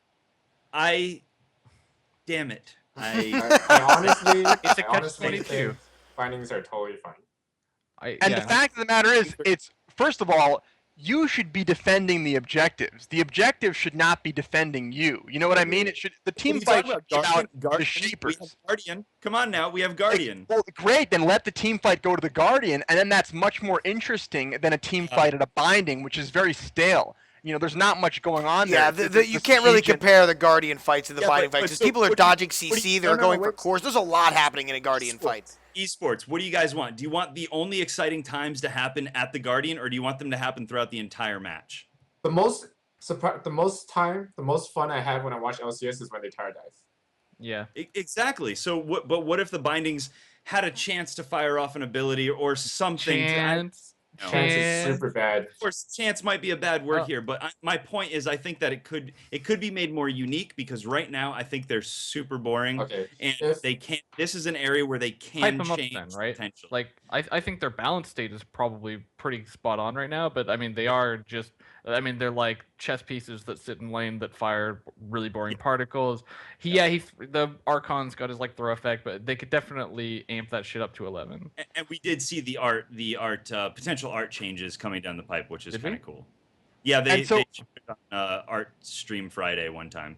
Neat. The thing is, Muzzy, to your point about do I want to see excitement all throughout the game or just at the end? Well, if the bindings go down quickly, then you get to the Guardian early. So then you get the Guardian early on in the game as opposed to just at the end. Well, and then you have great, exciting Guardian fights. Yeah, and what you're not considering is the fact that you can make the bindings so weak as far as being able to take damage, but being able to dish out a lot of damage or being able to do something interesting, even if it's only once or twice, to stop one dive, one unplanned dive, or one dive where I will never ever dive ever again. That's the thing I'm afraid of. If you make them too strong, reward is got to be slightly tuned. Black and white right now. You're not considering what the changes could be. Because if you balance competitively, teams become extremely risk averse whenever there's more on the line. And if that happens and you buff bindings more than they are now, I think people will essentially stop tower Guys, dives. it doesn't have to be a buff vertically. It can be a buff laterally, is my point. You're thinking black and white. No. Let's add, explain. Let's add something to the bindings that would make them stronger than they are now. No, let's add something to the bindings that keeps their essential power level, their measured power level somehow, but makes them more unique. They've done a good job with altering how fast they shoot, the fact that they ramp up speed, the fact that they deal more damage. Sure, if something can be added to the mechanic that would essentially create a little bit of diversity in how the bindings function compared to other MOBAs, they could still keep the power level of the thing within the same range. But you just change something slightly, or even drastically, but still the power level, the effective level of it makes it stay within the same power level. So you're not adding any more power to it. You're just a lateral change. That's all I'm saying. That's what I'm. Muzzy, you just want respinding bonding. Respinding bondings. Wow. I can respect what he's saying. They were you don't have to make bindings S tier. Just make them cool. I mean, yes, I think that is what you're trying to say, Muzzy, and I do agree. Yeah. There's something maybe there to it. I have no idea what that could be, though. I don't know either, but I trust Dawngate and their crazy creative minds. But if you change the binding laterally and not vertically, then you're still going to get tower dive. Yeah, you're still going to die. Tower dives are good. At least it'll be more interesting. If you can outplaying someone on a tower dive is like my most favorite thing to do. I love taking stasis like even second, like and Kindra and like baiting stuff like that. That's hella fun. I mean that doesn't probably happen as much in competitive, but for like the moments in solo queue where it does happen, it's really exciting. So what if the bindings were like Ents from Lord of the Rings and like the more shots they took at you, the more pissed off they'd get, and eventually they'd uproot and start walking after you and using special abilities and becoming mini guardians that would like push the lane. And then if you left them alone, they would get sleepy and go back to their hiding spot and sit down and become bindings like again. a weird kind of aggro system. I mean, that's a huge mechanic change, but like stuff. I But mean, that's cool. no, but you're in. I think that's the kind of stuff Muzzy was talking about, and that's. I agree, Muzzy. There here's could my be a cool suggestion, mechanic right? there somewhere. Let's say bindings attack, like, you know how they attack really fast. What if, like, after 5 auto attacks, a second Archon pops out and is like, what the fuck? And he starts throwing shit out there. Like, I mean, you could do fun stuff. You can do fun stuff, is my point. It's a lateral Yeah. change, not make them stronger, make them cooler. I agree. I mean, it is probably one of the most basic bitch parts of the game right now. Yeah, that's right. We don't want to be basic bitches. No one ever does. Twerp can define that for you guys in case any of you are You're wondering. just a basic what that is. bitch. There's nothing special about you. You're just fucking basic. This is why I think bindings should stay the way they are in all seriousness. I'll tell you why. All right, the bindings are the vanilla to the Guardian's pistachio, okay? It's the blandness of the bindings that make the Bulletstorm fight of the Guardian seem so spectacular by comparison. If you do something wacky to the bindings, then the big dramatic fight at the Guardian at the end is not so amazing to watch. I disagree. This is a cohesive world. This is a cohesive world, and you can do cool things that don't necessarily overshadow something else. In fact, you can do things that will allude to what is to come. You can do things that will be foreshadowing. The Guardian has a crazy. That's a good point. That's a really good point. The Guardian has a crazy, scattershot ability, the Valkyrie missiles or whatever they're called. And so why couldn't every 5th shot, I'm just making this up, there's no balance coming from this, whatever. What if every 5th shot or every 3rd shot on the same shaper, it decided to fire out, 4 of them, even if they all hit the same shaper, like a Ferris ult or something like that does, like just something different, even visually different. It's a magic fucking missile. I have a solution that will please everyone, okay? You leave the bindings the way they are, and then you make a binding shaper who is just a binding who walks around and has the Archon shaper. We've talked about it. It's like a courier. Yeah, it's like Flynn and the Sergeant, only instead of a Hutan and a Beetle, it's a binding and an Archon, and they have all sorts of crazy mini guardian abilities. This is my argument, okay, Muzzy? What is the reason why you want bindings to be unique? Because this is Dawngate, this isn't Dota, this isn't League of Legends. Okay, this is what you think, but why did you feel that way? Is it because you got tired of? Is it because tower diving was easy? No, actually, Show us where the binding touched you, Muzzy. Right here. I don't know if you have been reading the Reddit since, the beginning of Dawngate, but I have posted like 4 or 5 different binding things where I have tried. Muzzy is a binding homer. I can confirm. It's your Moby Dick, right? Like I have been a fan of making I've seen it too. Interesting for years now. A year. Okay. We'll go with a year. This is how I feel. This is my prediction. If they really do a change like that, and people still tower dive you like crazy, you will still feel bad about the bindings.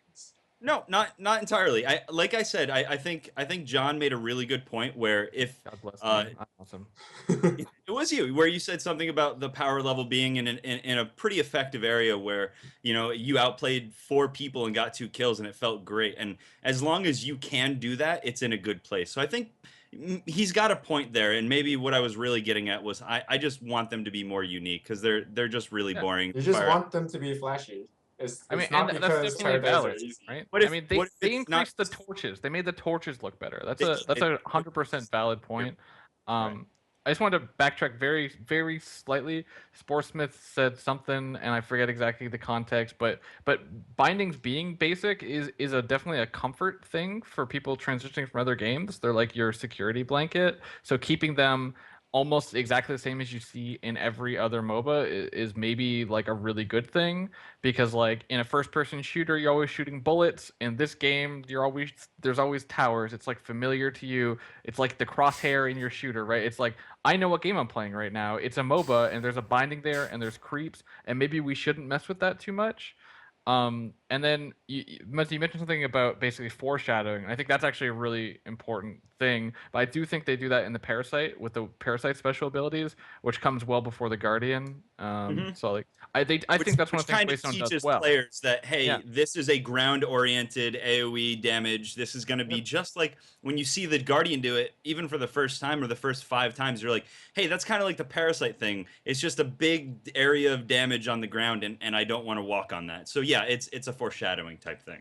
I mean, that's a really cool thing that tons of video games do, where like the boss of the level, you'll see their mechanics on the little guys in the level, and I think Dawn does a pretty decent job with that with the para. Like They do, it lets you know that things are telegraphed and you got to avoid them, and that goes all the way down to Ashabel's Q, that goes down to Desecrator's E. Like I mean, it's all kind of there. So like yeah, similar mechanics. It's a cool thing to talk about, but I think they've hit the mark there reasonably well. Yeah. But yeah, I mean, I agree. Everything can look better always. Like look at LoL right now. They're redoing everything because it can always look better. It can always have better effects. It can always have better animations. It can always have better models, textures. Like everything can be improved. So definitely agree with you. Okay. Yeah. So we're kind of wrapping up here. We're towards the end of the show.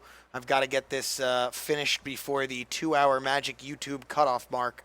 So we've got about 14 or so minutes, give or take. So if there are any other pressing issues, I know one thing people wanted to bring up and talk about before was duress has been a thing that people have been getting more and more salty about it as time goes on. So I want to have a quick little discussion about duress, and then we will wrap up for realsies.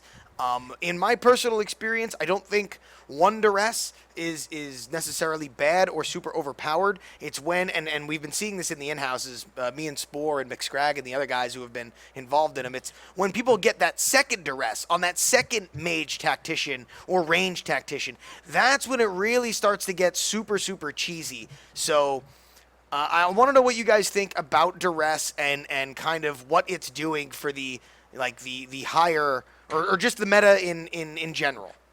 I really dislike duress. Of course, double duress is ridiculous, but even one duress, I think, lowers the skill cap of the game.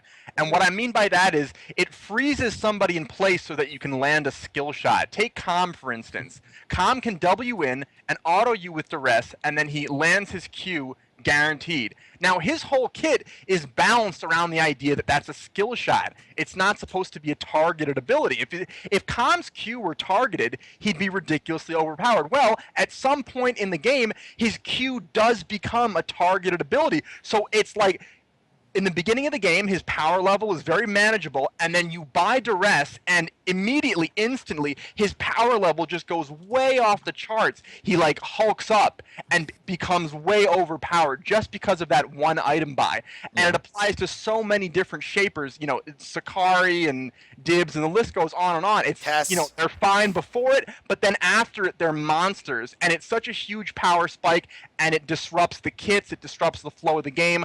I think that it should either be removed entirely or the duration should be reduced to almost nothing. I don't know how many of you guys have played Heroes of the Storm. It used to be 0.5. Yes.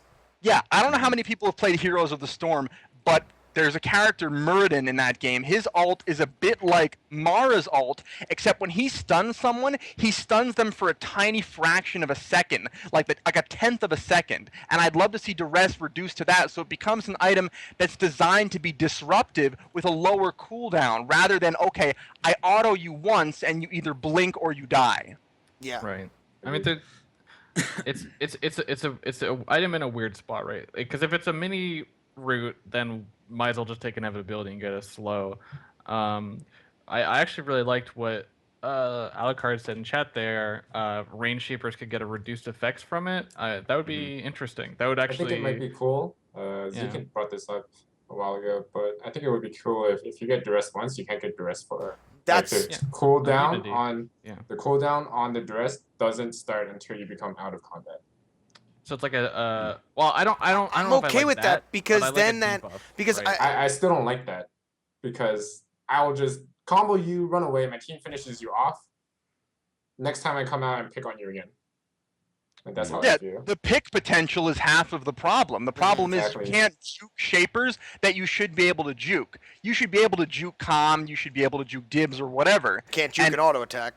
yeah, all you can do is when you see the auto flying through the air, you can blink, and then your 5-minute cooldown is done, and maybe you've been able to get far enough away that you don't die, maybe. And that's if you were able to react to the auto projectile in the air. So you have to blow your 5-minute cooldown for an attempted auto attack from a wide variety of shapers. It's completely broken, in my opinion.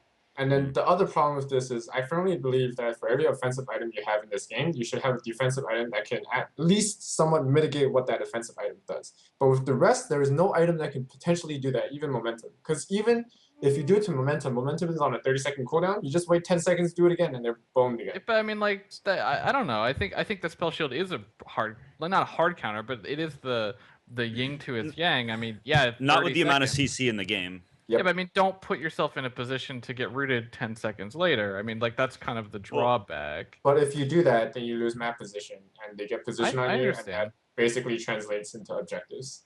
I do think that the 1 second is too long for the like what different- Sporesmith this- was saying with Calm, right? It lets you land all your spells.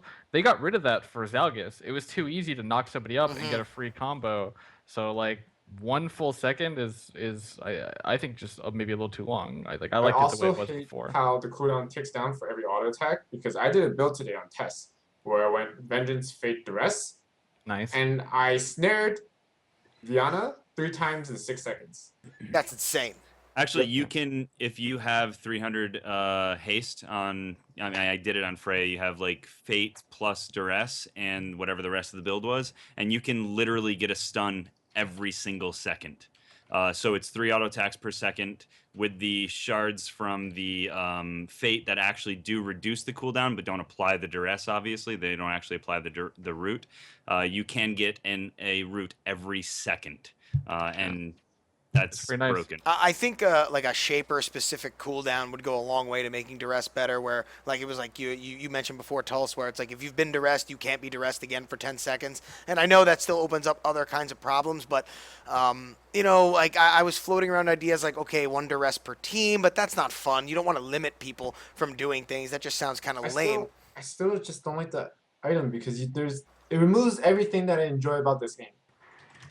Like, I enjoy the outplay potential that this game could have because the netcode is great, the whole engine is fluid, there's so much movement in this game, it's easy, like, there's always the potential to dodge skill shots, but when you have this ability, there's literally nothing you can do except pop your dispel if you're in a bad position.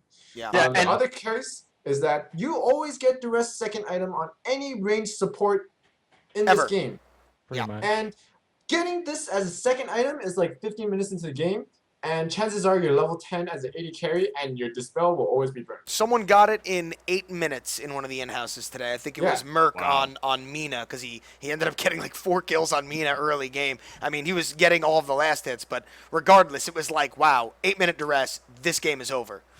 Yeah, and the changes to Zalgus really highlight how Duress makes no sense. Initially, Zalgus had that knockup, which gave him a guaranteed Q, and Waystone said, oh, wait, that doesn't make any sense. Part of the skill of Zalgus is landing your Q. Exactly. So then they took that away from Zalgus, but then they gave it back to Zalgus and to everyone else with Duress. So it's like, what was the point if you're just going to, put Duress in the game? I feel like it's the exact same issue. It needs to be resolved the same way. Change it. Make Duress slow or something, but don't make it so that skill shots are free. Like, the thing is, if you've been watching the in-houses, you see a player like Evaniscus land amazing Qs on Zalgus, right?